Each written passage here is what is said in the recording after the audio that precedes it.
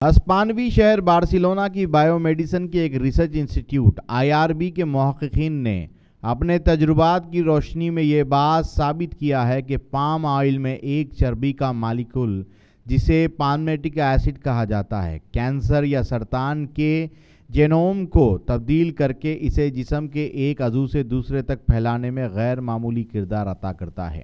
میٹاسٹیسس اب بھی کینسر کے مریضوں میں موت کی سب سے بڑی وجہ ثابت ہوتا ہے، کیونکہ میٹاسٹیسس کے شکار مریضوں کو صرف علاج فراہم کرنے کی کوشش کی جا سکتی ہے، تاہم انہیں شفا یا اس موذی بیماری سے نجات نہیں دلائی جا سکتی ہے۔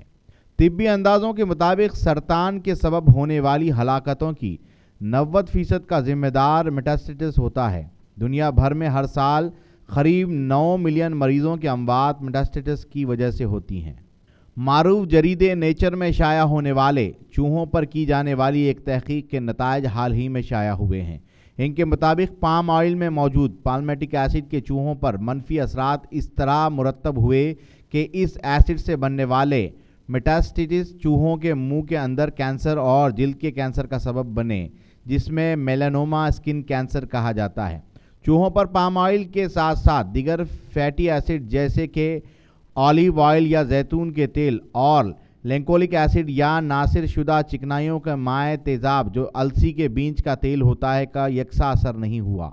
اس نئی تحقیق پر مبنی جائزہ رپورٹ کے مصنفین نے کئی میموری مارکر کی بھی نشاندہی کی ہے جو سرطان کے ٹیومر کے خلیوں میں باقی رہتے ہیں۔ ان کا کام خلیات میں رد و بدل کرنا اور اس طرح کے وہ سیلز یا خلیے یا پالمیٹک ایسڈ سے اثر انداز ہونے کے کئی مہینے بعد تک میٹاسٹیسس یا سرطان کے جینوم کو ایک عضو سے دوسرے عضو میں منتقل کرنے کی زیادہ سے زیادہ صلاحیت کو برقرار رکھتا ہے۔ بارسلونا کے محققین کو 2016 میں ہی پتہ چل گیا تھا کہ ٹیومر سیلز کو اصل ٹیومر سے دور کہیں زندہ رہنے کے لیے جس غذائیت کی ضرورت ہوتی ہے اس کا بندوبست پروٹین CD36 کرتا ہے، اور اس پروٹین کے اثرات سب پہلے ہی انسانی جسم میں رحم مثانے اور پھیپھڑوں کے کینسر کی صورت میں سامنے آ چکے ہیں۔ بارسلونا میں ہونے والی تحقیق کے مطابق ڈاکٹر ہیلن ریپن دنیا بھر میں ہونے والی کینسر ریسرچ کے ایگزیکٹو ڈائریکٹر کہتی ہیں کہ خوراک اور کینسر کے درمیان تعلق کے بارے میں ہمیں ایک بات سمجھ میں آئی ہے،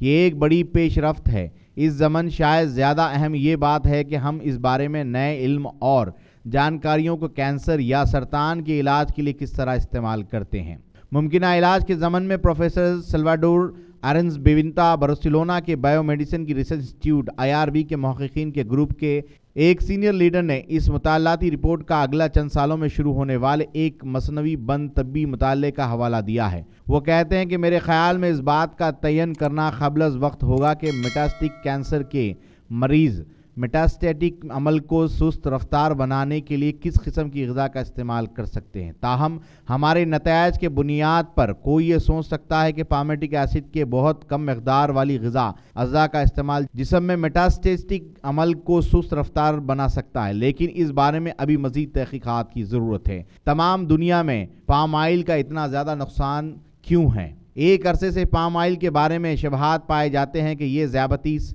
ویسکولر یا رگوں سے متعلق امراض اور کینسر سیلز کی نشو و نما میں اہم کردار ادا کرتے ہیں۔ ایک طرف تو یہ فیٹی ایسڈ کی غذا میں زیادہ تناسب کی موجودگی کی وجہ سے ہوتا ہے، دوسری جانب صنعتی پروسیسنگ کے دوران سرطان پیدا کرنے والے یعنی کینسر پیدا کرنے والے مادوں کی پیداوار بھی اس کی اہم وجہ بنتی ہے۔ موجودہ ریسرچ یہی کہتی ہے کہ پام آئل کا استعمال انسانی جسم کے لیے انتہائی خطرناک ثابت ہو سکتا ہے۔